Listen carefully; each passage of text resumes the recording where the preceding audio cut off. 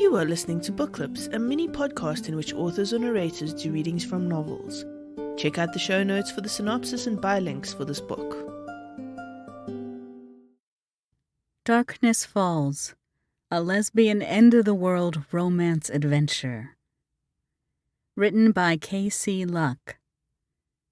Narrated by Violet Dixon. Chapter 1. The attic was dusty and dark, but for the single bulb hanging on a cord in the middle of the large space. Thankful she brought a flashlight, Anna Patton snapped it on and looked around. Years of keepsakes were piled everywhere. Boxes and furniture, clothes on racks, and old sporting equipment. This is what happens when a house stays in a family for 3 generations, she thought, and started to work her way to the back of the attic. It seemed like a good enough place to start as any. Shining the light in her hand to the left and the right, she stopped when it fell on a box, with her name written in marker on the side. Keepsakes from my childhood? After Anna moved away, and the house was empty but for her parents, her mom had converted Anna's bedroom into a quilting room. Anna had never been sure what happened to her softball trophies or shelf after shelf of books. Now I know, she thought, and set the flashlight on a table where it shone at the box. Opening it, Anna smiled as memories immediately began to wash over her. Her senior yearbook from Astoria High School was right on top, and Anna picked it up to flip through some of the pages. As if by fate, it opened to a photo of Anna and 2 of her closest friends, joking around after a home football game. They were all decked out in purple and gold spirit wear, and Anna was even wearing a Letterman's jacket. It belonged to the team's all-state running back, Mitch Wallace. Now that brings back memories. Their relationship had been complicated, even by normal high school standards. Mitch was gay, but afraid to death of anyone finding out. In a small town in Oregon in the 1980s, being a star athlete did not pair well with having an alternative lifestyle. So Anna was his beard, so to speak, and she never minded. It kept all the other boys from trying to get in her pants. And the ruse helped with other things too, Anna Patton, and you know it. Not wanting to think about all of those details right now, Anna flipped the page and scanned the other pictures. She realized she was in a lot of them. As senior class president and one of the top academic students, Anna remembered being extremely busy, and it showed in how well she was represented in the annual. The hard work had paid off, though, and she earned a full-ride scholarship to Stanford. That opportunity to leave town and head out of state could not have come at a better time, she thought. Her life in Astoria had become complicated and confusing. Thinking of it all now, Anna paused. A part of her wanted to flip to the autograph page at the back of the book, yet another part of her was uneasy. Why is my heart beating faster while I consider this? Feeling foolish for hesitating about something so silly, Anna defiantly turned to the last page of the yearbook. At first she did not see the words she was looking for, and then her eyes fell on them. In neat, clear script were 5 words, and reading them now made Anna catch her breath. Whenever you are ready. Lexi. Not more than 5 miles away, down a dirt country road, Lexi Scott walked with her 2 golden retrievers along the fence line of her 12-acre property. Even though it was early, the sun was warm for an April morning. The tall grass was damp, though, and Lexi knew she would have to rub her 2 dogs down before she let them back in the old farmhouse she called home. As if wanting to let her know it was worth it, Rosie came bounding alongside her with a grin on her face. Her brother Clem was right behind her, and the two of them romped in a circle around Lexi. "What are you two crazies up to this morning?" Lexi asked them.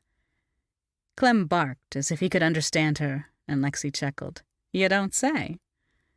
Picking up a stick from the grass, Lexi held it up for her two dogs to see, and the animals immediately paused in their antics to focus on what their master was doing. "Sit," Lexi commanded, and both dogs obeyed instantly. "Now wait for it. 1, 2, 3. Lexi threw the stick with all her might, and the dogs tore after it. The throw was a good one, and Lexi smiled. Even at 43, she knew her arm was still better than most.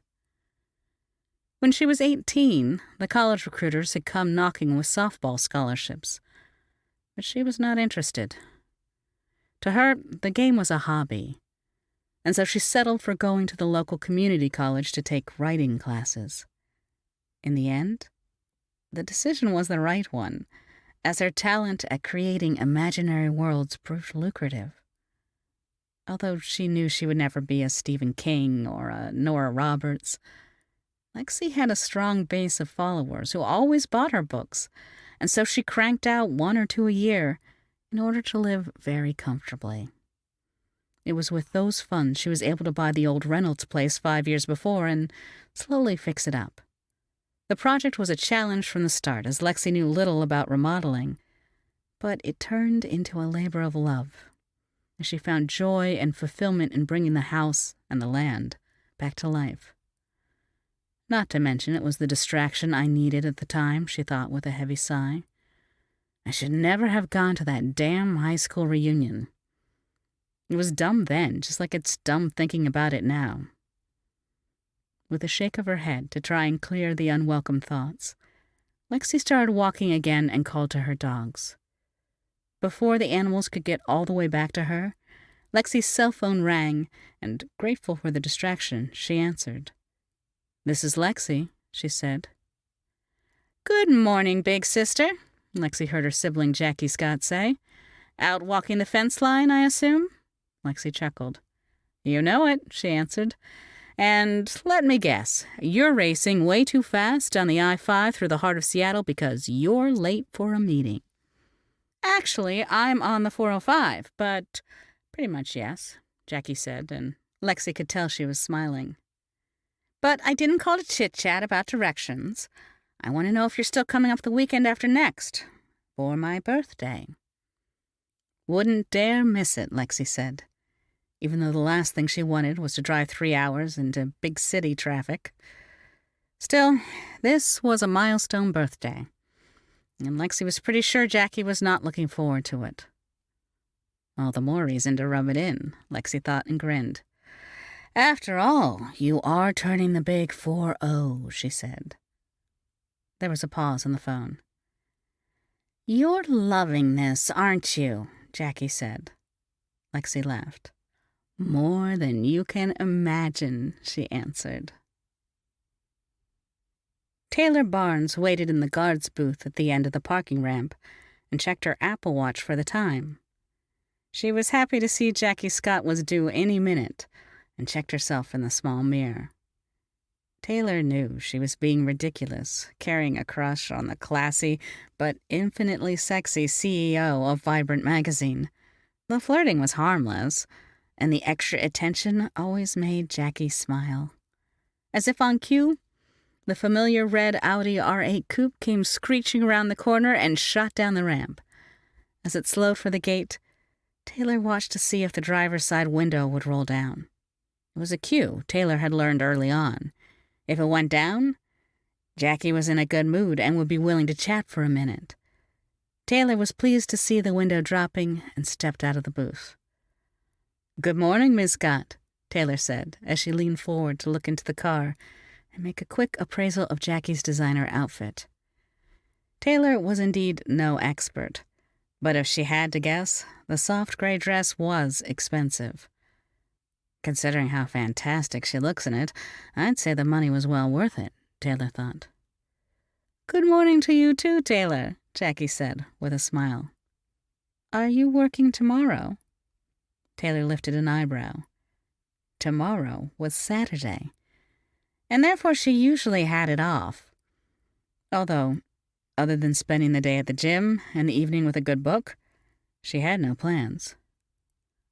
Depends on who is asking, she replied. Jackie tilted her head. It was a flirtatious move, and Taylor wondered if Jackie knew she was doing it. Probably not, Taylor thought. Although Taylor had only been working as a guard for 3 months, she had yet to see Jackie with anyone. But her guess was the woman was straight. Unfortunately. Well, I'm asking, Jackie said. I have a late afternoon meeting, so I'll need someone to let me into the garage. Taylor hesitated. As much as she found Jackie attractive, she was not someone's puppet either. 20 years with the Army Military Police Corps taught her a lot of things. But a big one was to make decisions with your head and not your heart. Or any other part of your body, she thought. Still, Taylor knew she could get in a long workout in the morning and then come in to pick up a few extra hours. Although her retirement pay allowed her to live more than comfortably, there was never anything wrong with some extra pocket money. I can help you out, she finally answered. What time? Darkness Falls, written by K.C. Luck. Narrated by Violet Dixon.